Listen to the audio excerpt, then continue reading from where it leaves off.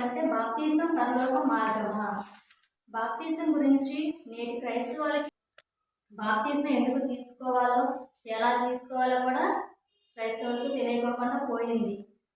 కొందరైతే అసలు బాప్తిసం తీసుకోకపోయినా పర్వాలేదు, కేవలం యేసుని నమ్మితే చాలు, పరలోకానికి వెళతాము అని అంటుంటారు. మరి కొందరైతే బాప్తిసం తీసుకుంటే చాలు, పరలోకానికి వెళతాము, ఎందుకంటే నమ్మినా చాలు, బాప్తిసం తీసుకున్నా చాలు అని అంటున్నారు. ఎందు నిమిత్తం మాట్లాడుతున్నారని మనం బైబిల్ గ్రంథాన్ని చూడగలిగితే మార్కు సువార్త 16వ అధ్యాయము 16వ వచనం. మార్కు సువార్త 16వ అధ్యాయము 16వ వచనం. నమ్మి బాప్తిస్మము పొందువాడు రక్షింపబడును. నమ్మి బాప్తిస్మము పొందువాడు రక్షింపబడును, నమ్మని వానికి శిక్ష విధింపబడును అని అన్నారు. కనుక బాప్తిసం పరలోకానికి మార్గము అంటున్నారు. ఇంకొందరైతే బాప్తిసం తీసుకొని ఆదివారం గుడికి వెళితే చాలు, మేము పరలోకం వెళతాము అని అనుకుంటూనే ఉంటున్నారు. ఇంతకీ బాప్తిసము పరలోకానికి మార్గమా? బాప్తిసం తీసుకొని రొట్టె ద్రాక్ష రసం తీసుకుంటేనే పరలోకానికి వెళతారా? ఇది జరుగుతుందా అని మనం ఆలోచన చేద్దాం. బాప్తిసం అనేది దేవుడు మనకిచ్చిన ఆజ్ఞ. బాప్తిసం తీసుకుంటే మనం రక్షించబడతాము. కనుక బాప్తిసము ఆజ్ఞగా ఇవ్వడం జరిగింది. మరి ఆజ్ఞ అంటే ఏంటండి? ఖచ్చితంగా చెయ్యాలి. ఎవరన్నా ఒక మాట ఆజ్ఞ ఇస్తే ఆ మాటను జరిగించి తీరాల్సిందే భూమి మీద. మరి అటువంటప్పుడు దేవుడు కూడా ఆజ్ఞ ఇచ్చాడు కదా, దేవుడు ఇచ్చిన ఆజ్ఞను మనం జరిగించాలి కదా. దేవుడు ఇచ్చిన ఆజ్ఞ ఏంటండి? బాప్తిసం తీసుకోవడం. మీరు బాప్తిసం తీసుకోవడం నేను మీకు ఇచ్చిన ఆజ్ఞ. ఖచ్చితంగా తీసుకోవాలి. ఎందుకు తీసుకోవాలి? ఎందుకు తీసుకోవాలంటే మనం పరలోకానికి వెళ్ళాలి. పరలోకానికి వెళ్ళాలంటే ఏకైక మార్గం యేసుక్రీస్తు వారు. అందుకే అన్నారు యేసుక్రీస్తు వారు ఏమన్నారని మనం బైబిల్ అంతా చూడగలిగితే యోహాను సువార్త 14వ అధ్యాయము 6వ వచనం. యోహాను సువార్త 14వ అధ్యాయము 6వ వచనం. యేసు నేనే మార్గమును సత్యమును జీవమును నా ద్వారానే తప్ప ఎవడును తండ్రి యొద్దకు రాడు. కనుక మనం పరలోకం వెళ్ళాలంటే ఖచ్చితంగా యేసుక్రీస్తు వారి మరణంలోనికి బాప్తిసము పొందాలి. ఆయన మరణంలోనికి బాప్తిసము పొందితే యేసుక్రీస్తు వారిలాగానే మనం కూడా తిరిగి లేపబడతాము, లెగుస్తామండి. బాప్తిసం తీసుకుంటేనే మనం యేసుక్రీస్తు వారి మార్గంలోకి వెళ్ళినట్టు, ఆయనతో కూడా మనం తిరిగి లేపబడతాము. బాప్తిసం పొందాలి, ఎందుకంటే అందరూ పాపం చేసిన వారే. ఈ భూమి మీద ఉన్న ప్రతి ఒక్కరు, భూమి మీద బ్రతుకుతున్న వారందరూ పాపం చేసిన వారే. దేవుడే చెబుతుండు. ఏమని చెబుతుందని మన బైబిల్ గ్రంథంలో చూడగలిగితే రోమపత్రిక 3వ అధ్యాయము 23వ వచనం. రోమపత్రిక 3వ అధ్యాయము 23వ వచనం. ఏ భేదమును లేదు, అందరూ పాపం చేసి దేవుడు అనుగ్రహించు మహిమను పొందలేకపోతున్నారు. ఏ భేదమును లేదండి. అందరూ భూమి మీద ఉన్న ప్రతి ఒక్కరు పాపం చేసి దేవుడు అనుగ్రహించి మహిమను పొందలేకపోతున్నారు. పరలోకమందున్న తండ్రి అనాది సంకల్పం, ఆయనకు అనేక మంది పిల్లలు కావాలి. వారు యేసుక్రీస్తు వారి వలె ఈ భూమి మీద బ్రతికి చనిపోవాలి. ఈ భూమి మీద వచ్చిన యేసుక్రీస్తు వారు ఎలా బ్రతికారండి? మనం చూసాము, మనకు తెలుసు, మనం విన్నాము, చదువుకున్నాము ఎన్నోసార్లు. ఆయన ఎన్నో శ్రమలు అనుభవించారు, ఎన్నో కష్టాలు అనుభవించారు. మన కొరకు, కేవలం దేవుని పిల్లలైన మన కొరకే ఆయన శిలువలోనికి బలియాగం అయ్యారండి. ఎవరి నిమిత్తం? మన కోసం. మనం దేవుడికి సొంత పిల్లలుగా ఉండాలని అనాది సంకల్పం, దేవుని సంకల్పం అండి. నా తమ్ముళ్ళు, నా చెల్లెళ్ళు అందరూ నాలాగే బ్రతకాలి, నాలాగే భూమి మీద జీవించాలని మన కోసం యేసుక్రీస్తు వారు బలియాగం అయ్యారు. అటువంటిప్పుడు మరి మనం ఏం చేస్తున్నాము? దేవుడు మనలను పరిశుద్ధులుగా ఈ భూమి మీద పంపించాడు. మనం పరిశుద్ధులుగా నిర్దోషులుగా ఉండాలి. పంపించడం జరిగింది. మరి దేవుడు అనుకున్న విధంగా ఈ భూమి మీద మనం బ్రతుకుతున్నామా? ఆలోచించాలి. ఏమైనా దేవుడు పిల్లలారా ఆలోచించండి. దేవుడు ఏమంటున్నాడు, దేవుడు ఎలా మనల్ని భూమి మీద పంపించాడని మనం బైబిల్లో చూడగలిగితే ప్రసంగి గ్రంథము 7వ అధ్యాయము 29వ వచనం, ఇది ఒకటి మాత్రమే నేను కనుగొంటిని. ఏమనగా దేవుడు నరులను యథార్థవంతులుగా పుట్టించను గాని దేవుడు నరులను యథార్థవంతులుగా పుట్టించను గాని వారు వివిధమైన తంత్రములను కల్పించుకొని ఉన్నారు. వారు వివిధమైన తంత్రములు కనిపించుకొని ఉన్నారు. దేవుడు ఎలా భూమి మీదకి నరులను పంపించాడంటే యథార్థంగా ఈ భూమి మీదకి పంపించితే మనుషులు ఎలా ఉన్నారండి? వివిధమైన తంత్రాలు కల్పించుకొని ఉన్నారు. తంత్రాలు ఏమేమండి? దేవుడు ఇచ్చారా?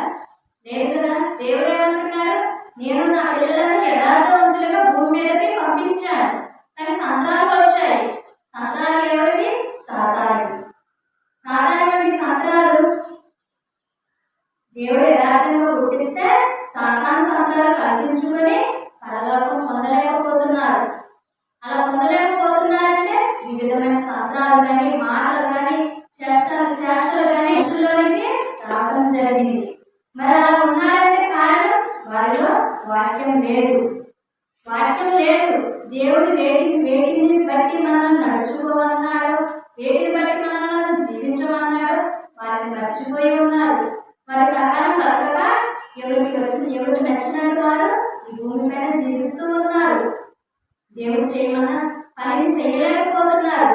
దేవుడు చెప్పిన పనిని చేయగా పాపం చేస్తున్నారు. పాపం చేయమని మనలను ఈ భూమి మీద దేవుడు పంపించలేదు. ఆలోచన చేసినా సరే అది దేవునికి తెలుస్తుంది. తలం పుట్టక ముందే మనసంతా గ్రహించేవాడు తండ్రి అయిన దేవుడు. నీలోనికి తలం పైన నీలోనికి ఆలోచన రాకముందే నీ హృదయంలో ఏముందో, నీ నోటి వెంట ఏ మాట వస్తుందో వాటన్నిటిని చూసింది దేవుడు. అసలు ఎందు నిమిత్తం మనల్ని ఈ భూమి మీద పంపించాడో, ఏ పని చెప్పాడో అని మనం బైబిల్ను చూడగలిగితే ఎఫెసీయులకు రాసిన పత్రిక 2వ అధ్యాయం 10వ వచనం, మరియు వాటి నుంచి మనం నడుచుకున్న వలనని దేవుడు ముందుగా సిద్ధపరిచిన సత్క్రియలు చేయుటకై మనం యేసుక్రీస్తునందు సృజింపబడిన వారమై ఆయన చేసిన పని అయి ఉన్నాము. మనం ఏటి వల్ల నడుచుకోవాలండి? ముందుగా సిద్ధపరిచిన సత్క్రియలు చేయుటకై. సత్క్రియలు అంటే దేవుడు ముందుగా సిద్ధపరచాడండి. మనం ఈ భూమి మీదకి రాకముందే మనకు పని అప్పగించాడు. భూమి మీదకి నా కుమార్తె వెళ్తుంది, తల్లి గర్భం ద్వారా బయటకు వస్తుంది. వచ్చిన వారు పని చేయాలి. ఈరోజు పుట్టిన వారు కానీ, పుట్టేవారు కానీ, పుట్టబోయే వారు కానీ భూమి మీద ప్రతి ఒక్కరూ దేవుని సంకల్పం నిమిత్తం భూమి మీదకి వచ్చిన వారే. దేవుని పని చేయడానికి భూమి మీదకి వచ్చిన వారే. మాకు ఏ పని లేదు, మా కష్టం ఉంటే చాలు అనుకుని జీవించడానికి కాదు మనం ఈ భూమి మీదకి వచ్చింది. అలా బ్రతకడానికి మాత్రం కాదు, దేవుని పని చేయాలి. దేవుడే సాక్షాత్తు తండ్రి అయిన దేవుడే మన కొరకు 6 దినాలు కష్టపడ్డారు. 6 దినాలంటే ఈ రోజులో జరిగే 6 దినాలు కాదు, అవి భూదినాలుగా శాస్త్రవేత్తలు లెక్కించారు.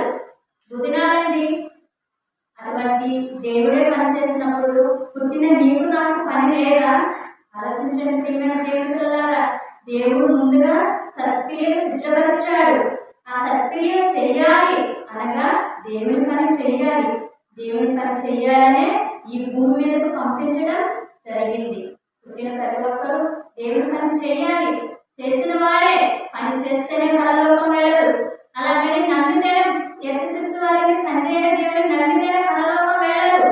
పరలోకం వెళ్ళాలంటే యేసుక్రీస్తు వారు ఎలా భూమి మీద బ్రతికారో, ఆయన బాప్తిసం తీసుకున్న కాడ నుండి ఎలా పని చేశారో అలాగూ మనము చేయాలి.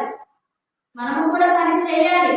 ఆ పని చేయాలంటే బాప్తిసము తీసుకోవాలి. బాప్తిస్మము పరలోకానికి మార్గమా అంటే బాప్తిసమేనండి పరలోకానికి మార్గము. బాప్తిస్మము తీసుకోకుండా పని చేసిన ఫలితం అనేది దక్కదండి. పని చేసిన వాడికే ఫలితం దక్కుతుంది. ఆ పని కూడా బాప్తిసం తీసుకున్న కాడి నుండి చేయాలి. అలా చేస్తేనే దేవుడు ఇచ్చిన సత్క్రియలందు మనం నడిచిన వారిగా ఉంటాము. మరొక మాట మనం చూడగలిగితే ఎఫెసీయులకు రాసిన పత్రిక 1వ అధ్యాయము 11-12 వచనాలు. మరియు క్రీస్తునందు ముందుగా నిరీక్షించిన మనము తన మహిమలకు కీర్తి కలగజేయవలెనని దేవుడు తన చిత్త ప్రకారమైన సంకల్పమును బట్టి మనల్ని ముందుగా నిర్ణయించి మనల్ని ఎలా నిర్ణయించుకున్నాడంటే ముందుగా ఏం చేయాలి? క్రీస్తునందు ముందుగా నిర్ణయించి తన మహిమకు కీర్తి కలగజేయాలి. చూడండి ప్రియమైన దేవుని పిల్లలారా, దేవుడు ఎంత మంచిగా మన కొరకు ఆలోచించాడు. మన కొరకు ఈ సృష్టిని చేశాడు. ఈ సృష్టిలో మనల్ని నిలవబెట్టాడు. ఈ సృష్టిని ఉయ్యాలుగా చేశాడంటే మనకు చేశాడు కనుకనే మనం ఈరోజు భూమి మీద బ్రతకగలుగుతున్నాము. భూమి మీద బ్రతికి చలిస్తున్నామంటే అది దేవుని కృప వలనే. కేవలం దేవుని కృప వలనే ఈరోజు మనము జీవించగలుగుతున్నాము. జీవించాము, బ్రతికి ఉన్నాము. మరొక దినం వచ్చిందంటే దేవుని సంకల్పం ద్వారానే. ఇకనన్నా ఈ దినాన్ని చూసి నా పిల్లలు నా వైపు చూస్తారు, నా గురించి ఆలోచిస్తారు అని దేవుడు కోరుకుంటున్నాడండి. ప్రతి దినమెల్లా మన కొరకు దేవుడు తన చేతులు చాటి ఉంచాడు. నిజం ప్రియమైన దేవుని పిల్లలారా, ఎందుకంటే అరచేతుల్లో మనలను చెక్కుకున్నాడు దేవుడు. అరచేతుల్లో చెక్కుకున్న దేవుడు నిత్యము నీ వైపు చూస్తున్నాడు కదా. నీవు ఏం చేస్తున్నావు? నీవు ఆడుతున్నావా, పాడుతున్నావా, తింటున్నావా, పడుకున్నావా, ఆలోచిస్తున్నావా, ఏమి మాట్లాడుతున్నావు, ఏమి ఆలోచన నీలో ఉన్నవి అని దేవుడు చూస్తున్నాడండి. మనుషులు చూడకపోవచ్చు, నీవైనా నేనైనా ఏమి చేసేది? దేవుని కనులు కప్పిన వారు ఎవరునూ లేరు. దేవుడు చూస్తున్నాడు ప్రతిదీ. దేవుడు చూస్తున్నప్పుడు మన ఆలోచనలు ఎలా ఉండాలి, మన తలంపులు ఎలా ఉండాలి, మనం చేసే పనులు ఎలా ఉండాలి. మనము భూమి మీదకి వచ్చింది తన మహిమకు కీర్తి కలగజేయవలెనని. మన కడుపున పుట్టిన పిల్లలు మనకు మంచి పేరు తెస్తేనే మనకి ఆనందము. అలా మంచి పేరు తేకపోతే వారిని కడతీర్చడానికైనా కూడా మనం ఆలోచించము. చనిపోతే బాగు, నీవు నా కడుపున చెడపుట్టావు అని మనమే మన పిల్లలను తిడతాము, కొడతాము. మరి దేవుడు గర్భం గుండా వచ్చాం కదా, ఆయన ఆత్మను పుచ్చుకున్నాం కదా. ఆయన ఆత్మ వల్లనే కదా మనం బ్రతికేది. మరి అటువంటిప్పుడు దేవుడు మనల్ని దెబ్బ కొడతాడండి. ఆ దేవుడు కొట్టే దెబ్బ పాతాళ గుండానికి వెళ్ళిపోతాము. ఆయన చేతిలో పడుట బహు భయంకరమైన దేవుడు సెలవిస్తున్నాడు. మీరు నా చేతిలో పడవద్దు, నేను చేతులు చాపేది మీరు మారు మనసు పొందుతారు, నా కొరకు ఆలోచిస్తారు, అందు నిమిత్తం మీరు నా ఎదురు రండి అని నేను పిలుస్తున్నాను. ఎందుకంటే యేసుక్రీస్తు వారు కూడా, నేను పంపిన నా ప్రియ కుమారుడు కూడా మీ నిమిత్తం కష్టపడ్డాడు, మీ నిమిత్తం పని చేశాడు. ఆయన బాప్తిసం తీసుకున్నాక ఎన్నో గ్రామాలు తిరిగారు, ఎంతో మందికి సువార్త చేశాడు, స్వస్థతలు చేశాడు. అవన్నీ చూశారు, విన్నారు, కళ్ళారా చూసిన వారు కొందరు మారిపోయారు, కొందరు మర్చిపోయిపోయారు. కానీ ఈరోజు స్పష్టంగా బైబిల్ అంతా మనకు రాయించి ఇచ్చాడు దేవుడు. చదువుతున్న నీవు ఏం చేస్తున్నావు ఆలోచించాలి ప్రియమైన దేవుని పిల్లలారా. పని చేశాడు అంటే ఆయన వచ్చింది, యేసుక్రీస్తు వారు వచ్చింది మన పాపాల నిమిత్తము, తన ప్రాణం పెట్టడానికి వచ్చాడు. అటువంటి ప్రాణం పెట్టడానికి వచ్చిన యేసుక్రీస్తు వారు ఏమంటున్నాడు? మనం ఇంకో మాటను చూడగలిగితే మార్కు సువార్త 1వ అధ్యాయము 38వ వచనం, నేను ప్రకటించినట్లును వెలుగము రండి, ఇందు నిమిత్తమే కదా నేను వచ్చింది, నేను బయలుదేరి వచ్చినది కూడా ఇందుకోసమే కదా. యేసుక్రీస్తు వారు ఏమంటున్నారంటే, ఇతర సమీప గ్రామములలో నేను ప్రకటించుటకు వెలుగము రండి, ఇందు నిమిత్తమే నేను వచ్చాను. కనుక యేసుక్రీస్తు వారిని ధరించుకున్న మనము కూడా పని చేయాలి. బాప్తిసం తీసుకున్న మనము పని చేస్తేనే లోకానికి వెళ్ళగలుగుతాము. బాప్తిసం తీసుకున్నాను, నాకు పని లేదు, నేను యేసుక్రీస్తు వారిని ధరించుకొని ఉన్నాను, నేను తండ్రి అయిన దేవుని నమ్మి ఉన్నాను, పని లేదు అని అనుకుంటే అది పిచ్చితనం అవుతుంది. బాప్తిసం తీసుకున్న దేవుని నమ్ముకున్న నీవు ఖచ్చితంగా బాప్తిసం పొందాలి. బాప్తిసం తీసుకున్న నీవు ఖచ్చితంగా పని చేయాలి. పని అంటే ఏంటండి? దేవునికి మహిమ కలిగేటట్టు చేయాలి. దేవుని మాటలు నేర్చుకొని సువార్త ప్రకటన చేయాలి. ఒకవేళ సువార్త ప్రకటన చేయడానికి నీకు ధైర్యం లేకపోతే చెప్పేవారిని పిలిపించాలి, వారి ప్రకటన జరిగించాలి, జరిగించే వారికి సహాయంగా ఉండాలి. ఆ పనిలో నీవు ఉంటేనే చనిపోయిన తర్వాత నీవు నెమ్మది పొందు స్థలానికి వెళతావు.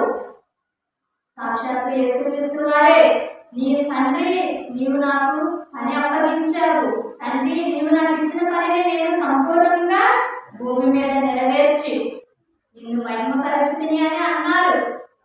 ఆయన అన్నప్పుడు మరి మనం చేయకూడదా? మనకు లేదా పని? కలిగి ఉన్నది ఏది యేసుక్రీస్తు వారి లేకుండా కలగలేదే. అటువంటి యేసుక్రీస్తు వారే అన్నారు, నీవు నాకు పని అప్పగించావు తండ్రి, ఆ పని నేను భూమి మీద చేసి నిన్ను మహిమపరచుతిని అని యేసుక్రీస్తు వారు అన్నప్పుడు మరి మనకు పని ఇవ్వలేదా? పని ఇచ్చాడండి. ఇచ్చాడు కనుకనే ఈ భూమి మీద రావడం జరిగింది. పని ఉంది కనుకనే భూమి మీద పుట్టడం జరిగింది. పని లేకపోతే దేవుడు భూమి మీద పుట్టించాడు. పుట్టి బ్రతికి చలించుచున్నావంటే దేవుడు నీకు పని అప్పగించాడు. ఆ పనిలో నీవు జాగ్రత్తగా ఉండాలి. అలా ఉండాలంటే బాప్తిస్మము పొందాలి. బాప్తిస్మము పొందాలి. అలా పొందిన నాడే దేవుడు సంతోషిస్తాడు. దేవుడు తన పనికి వారసులుగా నిన్ను నియమించుకుంటాడు. బాప్తిసం పొందిన వారు ఎలా ఉండాలి అని మనం బైబిల్ను చూడగలిగితే అపోస్తలుల కార్యములు 2వ అధ్యాయము 42వ వచనం, వీరు అపోస్తలుల బోధ యందును సహవాసమునందును రొట్టె విరుచుట యందును ప్రార్థన చేయుట యందును ఎడతెగక ఉండిరి. బాప్తిసం తీసుకున్న వెంటనే పరలోకం వెళ్ళిపోతే ఇక సహవాసం ఎందుకు? బాప్తిసం తీసుకుంటే చాలండి, మేము పరలోకం వెళ్ళిపోతాము అని అనుకుంటున్నారు. అనుకున్నప్పుడు మరి అపోస్తలులు ఏం చేశారండి? అపోస్తలులు బాప్తిసం తీసుకుని సువార్త పని చేస్తూ అనేకులను ఆ బాప్తిసంలో నడిపిస్తున్నారు, పని చేస్తున్నారు. వారు ఎలా ఏ పని చేస్తున్నారంటే సహవాసం చేస్తున్నారు, బోధ చేస్తున్నారు, రొట్టె విరుచుతున్నారు, ప్రార్థనలో ఎడతెగక ఉన్నారు. ప్రార్థన ఒకటే ఎడతెగక చేస్తే పరలోకం వెళ్ళము. పని చేయాలి. ఆ పని కూడా సువార్త సత్క్రియల పని, సత్యంతో చేయాలి. అలా చేస్తేనే వారికి అపోస్తలుల బోధలో మనం ఉంటాము. బాప్తిసం తీసుకున్న కాడ నుంచి పని మొదలవుతుందండి. అలా పనిలో ఉండగలిగితేనే. ఎందుకంటే నమ్మి బాప్తిసం పొందినవాడు రక్షింపబడును అని మాట విన్నారు. అందుకే మేము ఈ మాట ప్రకారం నమ్ముతున్నాము, బాప్తిసం పొందుతున్నాము అని అనుకొని అంతటితో ఉండిపోతున్నారు. మరి పై వచనాల్లో ఏం చెప్పాడో కూడా వినాలి కదా. దేవుడు ఒక్క మాటే రాయించినది కదా, బైబిల్లో ఎన్నో మాటలు రాయించాడు. నమ్మి బాప్తిసం పొందితే చాలు అని రాయించిన దేవుడు పై వచనంలో కూడా ఇంకో మాట రాయించాడు. ఆ మార్కు సువార్త 16వ అధ్యాయం 15వ వచనాన్ని మనం చూడగలిగితే, మరియు మీరు సర్వలోకమునకు వెళ్ళి సర్వ సృష్టికి సువార్తను ప్రకటించుడి. చూడండి ప్రియమైన దేవుని పిల్లలారా, ఏమన్నారు?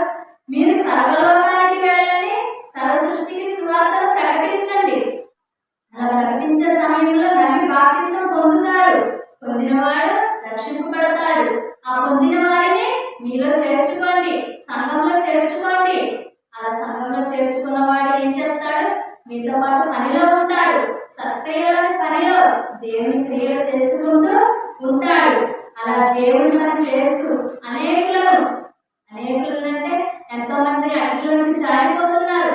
అలా జారిపోయే వారిని రక్షించాలంటే దేవుని మాటలు ప్రకటన చేయాలి. సృష్టిని ఎలా చేశాడు తండ్రి అని, దేవుడు ఎలా ఉన్నాడు, మన కొరకు ఏం చేస్తున్నాడు, మన కొరకు ఏమి ఆలోచిస్తున్నాడు అని వారికి తెలియజేయాలి. అలా తెలియజేసిన నాడు తండ్రి గురించి చెప్పిన నాడు వారి జీవితం మారిపోతుంది. నేర్చుకునే వారి జీవితం మారిపోతుంది. ఏంటి నా బ్రతుకు, నేను ఎలా బ్రతుకుతున్నాను ఈ భూమి మీద అని ఆలోచన చేసి బాప్తిసం తీసుకుంటారు. అలా తీసుకున్న ప్రతి ఒక్కరు ప్రభు పనిలో ఉంటారు. ప్రభు పనిలో ఉంటూ పరలోకానికి వెళ్ళడానికి అవకాశం జరుగుతుంది. ప్రియమైన దేవుని పిల్లలారా, ఆలోచించుకోండి. ప్రతి మనుషుడు క్రీస్తునందు సంపూర్ణిగా చేయాలి. ప్రతి మనుషుల్ని పౌలు గారే ఎంతో శ్రమపడ్డారు. ఎంతో శ్రమపడి క్రీస్తు స్వరూపం మీ యందు నిలుచు వరకు నాకు మహా వేదన కలుగుతుంది, ప్రసవ వేదన కలుగుతుంది. మీ నిమిత్తమే కదా నేను శరీరమందు నిలిచి ఉన్నాను. ఎవరికండి? పౌలు గారండి. ఎందుకోసం? వారు చూశారు, పౌలు గారు శ్రమ పడ్డారు. యేసుక్రీస్తు వారి కోసం ఎదురు చూశారు. యేసుక్రీస్తు వారు ఎలా శ్రమ పడి మృతి పొందారు వారు చూశారు కనుక పౌలు గారు కూడా తన జీవితంలో ఇక నా బ్రతుకు, నేను బ్రతికితే క్రీస్తే, చనిపోతే నాకు లాభం ఆ మాట అన్నారంటే ఎంత మంచి హృదయం అండి. తన హృదయం ఏ కల్మషము లేదు. ఎందుకంటే బాప్తిస్మం పొందాడు, అనేకులకు యేసుక్రీస్తు వారి ద్వారా రక్షణ పొందేటట్టు చేశాడు, అనేకులను తండ్రి వైపుకు నడిపించాడు. అక్కడ పౌలు గారే కాదండి, ఎంతో మంది సేవకులు కానీ ప్రసంగికులు కానీ ఎంతో మంది దేవుని గురించి చెబుతున్నారు. చెబుతున్న వాక్యంలో సత్యం ఎంత ఉంది, ఆ సత్యం ఎంత ఉందని అర్థం చేసుకోవాలి కదా. బాప్తిస్మం నమ్మి బాప్తిస్మం పొందితేనే మేము పరలోకం వెళ్తాం అనుకుంటే ఎంతో మంది ఉన్నారు కదా. మరి అలాంటప్పుడు నమ్మిన వారే వెళ్తారా? నమ్మని వారే వెళితే ఎంతమంది అలా వెళ్తారు. కానీ నమ్మిన వారే వెళ్ళరండి. నమ్మి పని చేయాలి. పని చేస్తేనే పరలోకం. ఆ పనిలో కూడా కల్మషం ఉండకూడదు. ఎందుకంటే దేవుడు నరులను యథార్థవంతులుగా గుర్తించాడు. యథార్థతతో పని చేయాలి. మనసులో ఏ కల్మషం లేకుండా పని చేసిన నాడే ఆ పనికి ఫలము ఉంటుంది. ఫలము పొందాలంటే పని చేయాలి. మరొక మాటను మనం చూడగలిగితే గలతీయులకు రాసిన పత్రిక 3వ అధ్యాయము 26వ వచనం. యేసుక్రీస్తు నందు వీరందరూ విశ్వాసము వలన దేవుని కుమారులై ఉన్నారు. ఎలాగంటే యేసుక్రీస్తు నందు విశ్వాసం ద్వారా దేవుని కుమారులుగా. ఎందుకంటే యేసుక్రీస్తు వారు అన్నారు, నేనే మార్గమును సత్యమును జీవమును, నా ద్వారానే తప్ప ఎవడును పరలోకానికి వెళ్ళరండి. ఎవరును పరలోకానికి వెళ్ళడానికి అవకాశం లేదు. యేసుక్రీస్తు వారిని ఒప్పుకోవాలి. యేసుక్రీస్తు వారు చనిపోయారని బాధపడుతున్నారే, ఆయన చనిపోయింది ఎవరి కోసం? ఆయన చనిపోవాలి. ఆయన భుజాల పైన మన పాపాలను మోసాడండి. మనం చేసిన పాపాల కొరకే ఆయనకి శిలువ యాగం జరిగింది. ముళ్ళ కిరీటం పెట్టారు. ఎన్నో దెబ్బలు తిన్నాడు. కేవలం మన కొరకే. మనం ఈ భూమి మీదకి వస్తాము, మనం తండ్రి కోసం బ్రతకాలి. నీ కొరకు నువ్వు చేసిన పాపాల కొరకే దేవుడు పరిహారం అయ్యాడండి. మరి ఆ దేవుడు నమ్మిన నువ్వు ఏం చేస్తున్నావు? ఆలోచన చేయాలి.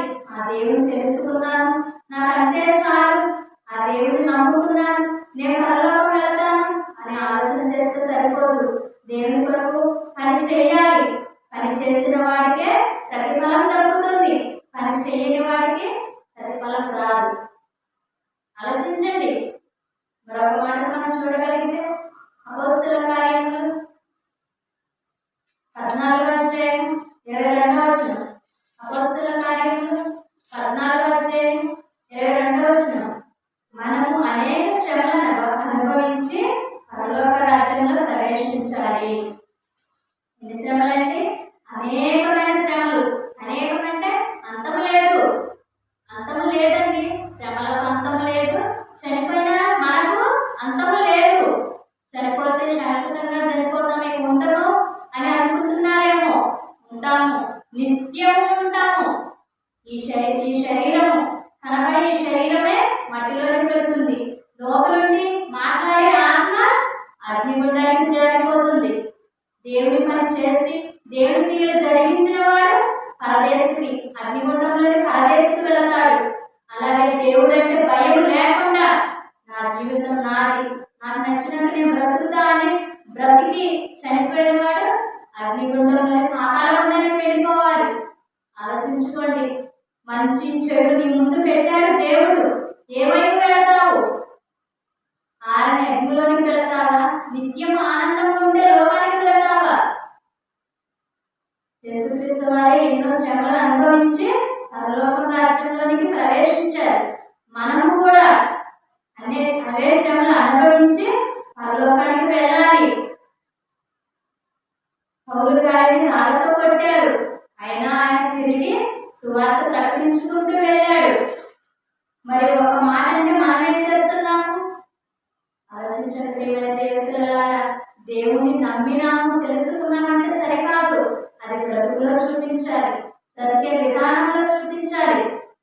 అలా చూపించిన నాడే మనం పరలోకానికి వెళతాము. అలా పరలోకానికి వెళితేనే మనకు ఆనందం కలుగుతుంది. ప్రకటన గ్రంథము 7వ అధ్యాయం 13-14 వచనాలు. వీరు మహాశ్రమల నుండి వచ్చిన వారు గొర్రెపిల్ల రక్తంలో తమ వస్త్రములను కడుగుకొందురని. గొర్రెపిల్ల వస్త్రములు తమ వస్త్రాలను గొర్రెపిల్ల రక్తంలో తన వస్త్రములను ఉతుకుకొని వాటిని తెల్లపరుచుకున్నారు. గొర్రెపిల్ల రక్తంలో తమ వస్త్రాలను ఉతుకుకొని వాటిని తెల్లపరుచుకున్నారండి. ఏ గొర్రెపిల్లండి? ఎవరండి? యేసుక్రీస్తు వారు. యేసుక్రీస్తు వారిని గొర్రెపిల్లగా పోల్చారు. ఆ గొర్రెపిల్ల రక్తంలో తమ వస్త్రాలను ఉతుకుకుంటే తెల్లవిగా మారిపోయాయి. అంటే వారు యేసుక్రీస్తు వారిని ధరించుకొని శ్రమలు అనుభవించారు, కష్టాలు అనుభవించారు. అలా శ్రమలు అనుభవించి కష్టాలు పడిన వీరు మహాశ్రమల నుండి వచ్చిన వారు కనుక వీరికి విశ్రాంతినివ్వాలి అని తండ్రి అయిన దేవుడు విశ్రాంతిని ఇస్తున్నాడండి. బాప్తిసం తీసుకుంటే పరలోకం వెళతాము, ఎన్నో శ్రమలు అనుభవించాలి. తీసుకుంటే వెళతామని కాదు, తీసుకున్న నీవైనా నేనైనా భూమి మీద ఎన్నో శ్రమలు అనుభవించాలి. ఈ భూమి మీద ఒక దేశం నుండి మరొక దేశానికి వెళ్ళడానికే ఎంతో శ్రమ పడతారు. అలాంటప్పుడు మరి ఈ దేశం విడిచి పరలోకం వెళ్ళాలంటే ఆలోచించండి. ఈ దేశం విడిచి పరలోకం వెళ్ళాలంటే ఇంకెన్ని శ్రమలు అనుభవించాలి? ఎన్నో శ్రమలను అనుభవించి దేవుని కొరకు నిలబడాలి. ఎన్ని శ్రమలు వచ్చినా కష్టాలు వచ్చినా దేవుని కొరకు నిలబడిన నాడే పరలోకానికి వెళతాము. దేవుని నమ్మిన నీవు ఏం చేస్తున్నావు? దేవుని కొరకు ఆలోచిస్తున్నావా? దేవుని మాటలు ప్రకటన చేస్తున్నావా? బాప్తిసం తీసుకోవాలి. బాప్తిసం తీసుకుంటేనే పరలోకానికి వెళతాము. బాప్తిసం తీసుకోకుండా బ్రతికినంత కాలం నేను గుడికి వెళతాను, గుడికి వెళ్ళొస్తాను అంటే సరిపోదు. గుడికి వెళ్ళిన నీవు, దేవుని మధ్యలో కలిగించే నీవు బాప్తిసం పొందాలి. బాప్తిసం పొందితేనే నీలో ఉన్న తప్పేంటో నీకు తెలుస్తుంది, నువ్వు చేసే పనేంటో నీకు తెలుస్తుంది, చేయాల్సిన పనేంటో కూడా నీకు తెలియజేస్తాడు దేవుడు. అలా దేవుని పని చేస్తూ దేవుని పనిలో బ్రతుకును కొనసాగిస్తేనే ఈ బ్రతుకు ఒక అర్థము. దేవుడి బ్రతికినిచ్చినందుకు దేవుడికి మనం కృతజ్ఞతలు చెల్లించాలి కదా. దేవుడే కదా మనకి ఈ జీవితాన్ని ఇచ్చింది. ఈ దినాన్ని చూడకపోకుండా ఎంతో మంది చనిపోయారు, అయినా ఈ దినంలో మనము నిలబడ్డాము అంటే అది దేవుని చిత్తమే. బ్రతికి చలిస్తున్నామంటే అది దేవుని చిత్తమే. కనుక ప్రియమైన దేవుని పిల్లలారా, బాప్తిస్మము పరలోకానికి మార్గమా అంటే నిజమండి. బాప్తిస్మం ద్వారానే మనం పరలోకానికి వెళతాము, తండ్రి అయిన దేవుడిని చూస్తాము. చూడాలండి, ఎందుకంటే ఈ కళ్ళు ఇచ్చింది దేవుడిని చూడటానికి, ఏవేవో చట్టకార్యాలు చూడటానికి కాదు. ఈ హృదయం ఇచ్చింది దేవుడి గురించి ఆలోచన చేయడానికి. హృదయంతో కళ్ళతో చూసి హృదయంతో ఆలోచన చేస్తే కాళ్ళు చేతులు పనిచేస్తాయి, దేవుడి వైపు నడిచేటట్టు చేస్తాయి. ఇవరి మాటగా చూడగలిగితే కొలసీయులకు రాసిన పత్రిక 2వ అధ్యాయం 12వ వచనం. మీరు బాప్తిస్మమందు ఆయనతో కూడా పాతిపెట్టబడిన వారే మృతుల్లో నుండి లేచిన దేవుని ప్రభావం ఆయన మృతులలో నుండి లేచిన దేవుని ప్రభావమందు విశ్వసించుట ద్వారా ఆయనతో కూడా లేచితిరి. ఆయనతో కూడా లేచితిరి. యేసుక్రీస్తు వారు ఎలాగైతే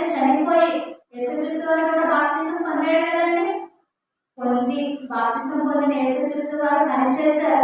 పనిచేసి తండ్రి నీవు నాకు అప్పగించిన పనిని భూమి మీద నెరవేర్చాను, మిమ్మల్ని మహిమపరచాను అని చెప్పి ఆయన మరలా పరలోకం వెళ్ళిపోయారు. అలాగే మనము కూడా యేసుక్రీస్తు వారిని ధరించుకున్న మనము కూడా పని చేస్తేనే ఆయనతో పాటు లేస్తాము. పని చేసిన నాడే ఆయనతో పాటు తిరిగి లేస్తాము, పరలోకానికి వెళతాము. ఈ మాటలను మనసులో పెట్టుకుని ఆలోచన చేయాలని చెబుతూ నా ఈ మాటలు ముగిస్తున్నాను.